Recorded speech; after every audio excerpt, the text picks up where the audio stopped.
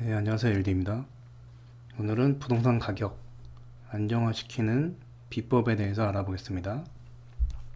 먼저 답을 말씀드리면 민간 뉴스테이를 다시 하면 됩니다.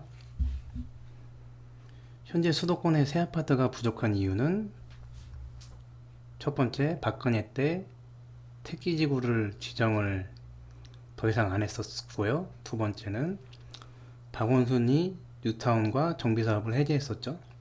그리고 세 번째는 문재인 정부 들어서 재건축 인허가를 안 해주면서 서울의 공급이 새 아파트가 되게 부족했었죠.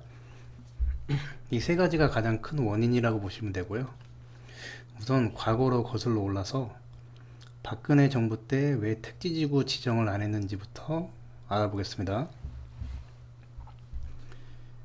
2009년부터 2013년까지 수도권의 집값은 하락하고 있었습니다. 그래프를 보시면 2008년 9월에 정점을 찍고 과거에 2003년까지 하락을 하다가 바닥 다지고 그 이후 상승하기 시작했습니다.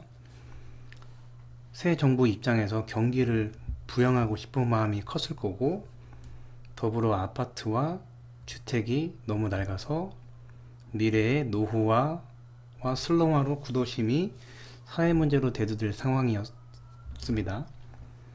인구가 줄어드는 상황에서 과거처럼 신도시를 추가로 지정하는 것은 일본의 전철을 밟게 될 게 뻔하니 구도심을 재생으로 방향을 잡을 수밖에 없었어요. 그런데 서울은 재건축 재개발을 하게 되면 멸실이 많아져서 전세가와 집값이 빠른 시간에 크게 오르는 부작용이 발생합니다. 집값이 크게 오르면 서민들의 비난을 받기에 어떤 정부도 그것을 원하진 않을 거예요.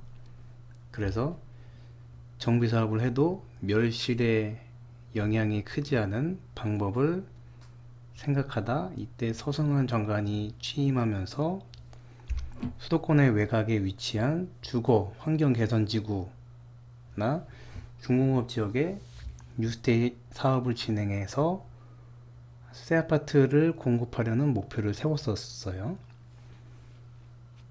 그리고 2015년에 수도권의 집값이 많이 올라서 민간 건설사들이 이때다 하고 분양을 많이 밀어내기로 했었고, 3년 뒤에 입주 물량으로 나오면서 18년부터 19년 이 사이에 입주가 공급이 많이 늘어나게 됩니다. 이때 공급이 늘어나서 집값이 떨어지면 유스테이 사업을 진행하지 못하기 때문에 2016년부터 2017년 이때 뉴스테이 사업을 시작을 하려고 했습니다.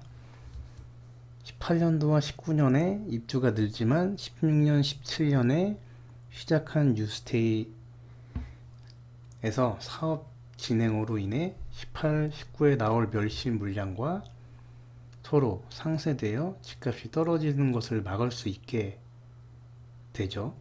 그런데 박근혜가 탄핵됨으로 인해서 뉴스테이가 제대로 진행되지 못해서 결과적으로 멸실 물량은 나오지 못해 결국 2018년 11월부터 2019년 8월까지 공급 과잉의 영향으로 인해서 수도권 집값은 약 9개월간 하락을 했습니다.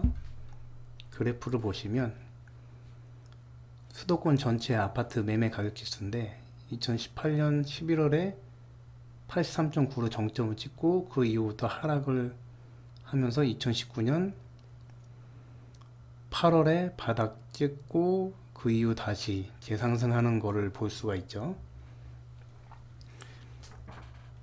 만일 뉴스테이가 계획대로 진행됐다면 입주는 21년부터 나오기 시작해서 공급이 지금처럼 부족하지는 않았을 겁니다. 네, 1편은 여기서 마치고요. 2편 이어서 하겠습니다.